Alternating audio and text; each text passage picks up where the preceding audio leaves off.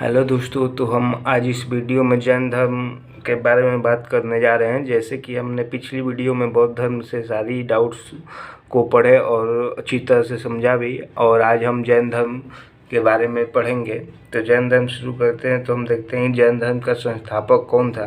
तो जैन धर्म के संस्थापक की बात की जाए तो ऋषभदेव थे। जैन धर्म के संस्थापक ऋषभदेव थे। इनको जैन धर्म का संस्थापक माना जाता है। जैन धर्म के संस्थापक ये हुए। जैन धर्म में जो इसके जैन धर्म के जो पालनकर्ता या अनुयायी होते थे उनको तीर्थंकर कहा जाता था। तो जैन धर्म के 24 तीर्थंकर हुए, जिसमें से 23वें तीर्थंकर पार्श्वनाथ थे। 23वें तीर्थंकर पार्श्वनाथ थे, जो इक्ष्वाक वंश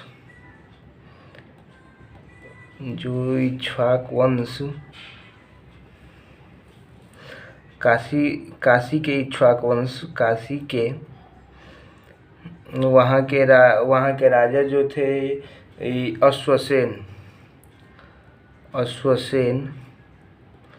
अश्वसेन के पुत्र थे। ये 30 वर्ष में अपने गृह को त्याग करके सन्यासी बन गए थे। और सन्यासी बनने के बाद इन्होंने जैन धर्म के लिए या जैन धर्म के अनुयायियों के लिए 4 बातें महत्वपूर्ण बताई। इनका 4 बातें बताई जो निम्नलिखित हैं। पहली बात बताई कि सदा सत्य बोलो, सदा सत्य बोलो। दूसरा, हिंसा न करो, हिंसा न करना। तीसरा बताया चोरी न करना, चोरी न करना। और चौथी बात बताई संपत्ति न रखना, संपत्ति न रखना। जैसे कि बताया कि 30 वर्ष की आयु में उम्र में सन्यासी बन गए, सन्यासी हो गए। अब इसके बाद एक और तीर्थंकर जो कि जैन धर्म के सबसे प्रसिद्ध तीर्थंकर माने जाते हैं, जिनका नाम है 24वें तीर्थंकर हुए। 24वें हुए अंतिम तीर्थंकर, 24वें व अंतिम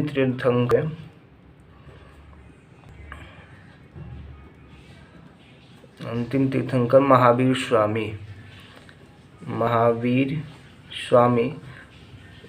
स्वामी जी ने इनकी 4 बातों में अपनी 4 बातों को इनकी बातों को समझे। और ये महावीर स्वामी इसके अंतिम तीर्थंकर हुए और ये ज़्यादा जैन धर्म के बारे में विख्यात हुए। इनसे जैन धर्म ज़्यादा और विख्यात हुआ।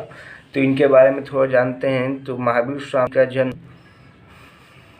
540 ईस्वी में 540 ईसा पूर्व हुआ था। 540 ईसा पूर्व कहाँ पर हुआ था? तो वैशाली के कुंडग्राम में हुआ था। वैशाली के कुंडग्राम में, कुंडग्राम कहाँ पर है? वैशाली में। वहीं पर इनका जन्म हुआ था। अब उसके बाद से आगे बात करते हैं। तो इनके पिता का नाम जो सिद्धार्थ था,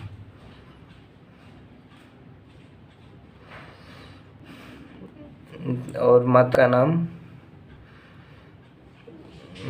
का नाम त्रिशाला था। त्रिशाला जो लिच्छवी राजा चेटक की बहन थी। लिच्छवी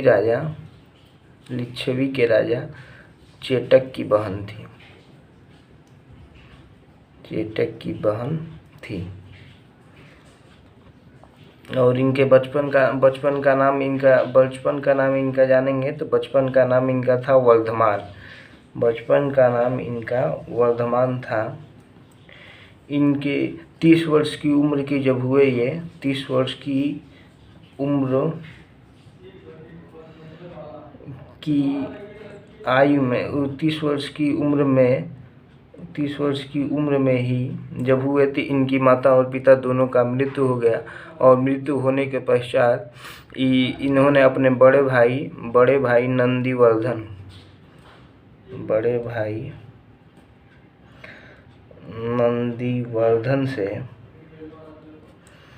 नंदीवर्धन से अनुमति लेकर सन्यासी बन गए। अनुमति लेकर क्या बन गए? सन्यासी बन गए। और सन्यासी बन गए और ये 12 वर्ष की कठोर तपस्या में 12 वर्ष की कठिन तपस्या में ऋजुपालिका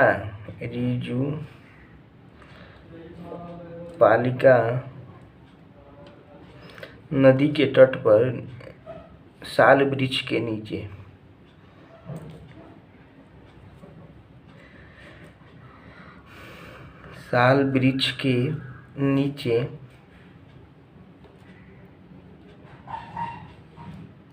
साल वृक्ष के नीचे इनको तपस्या करते हुए इनको संपूर्ण ज्ञान की प्राप्ति हुई।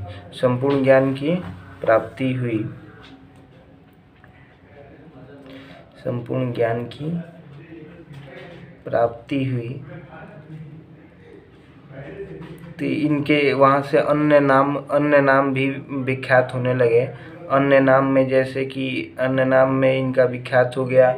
अब वहाँ पर ज्ञान की प्राप्ति हुई थी, तो ज्ञान की प्राप्ति होने से इनको निगृथ कहा गया। निगृथ, जिसको बंधनहीन कहा जाता था, कि मतलब कि ये जीवन के मोह माया के बंधनों से मतलब छुटकारा पा जाए। उसके बाद से इनको अहर्त कहा गया। अहर्त मतलब होता है पूज्य। अब ये पूज्य कहलाने लगे। और इस तरह से अब इनके जो अनुयायी हुए, अनुयायियों को निगर्थ कहा जाता था। अनुयायियों को भी क्या कहा जाता था? निगर्थ। और इनके जो पहले शिष्य का नाम था ये जामिल या जमाल कहीं कहीं दिखाई देता है। तो मनुष्य से इनके ये थे। और इनके भिक्षुणी सबसे पूछा जाता है कि प्रथम भिक्षुणी इनकी कौन थी। तो प्रथम भिक्षुणी का नाम चंपा था।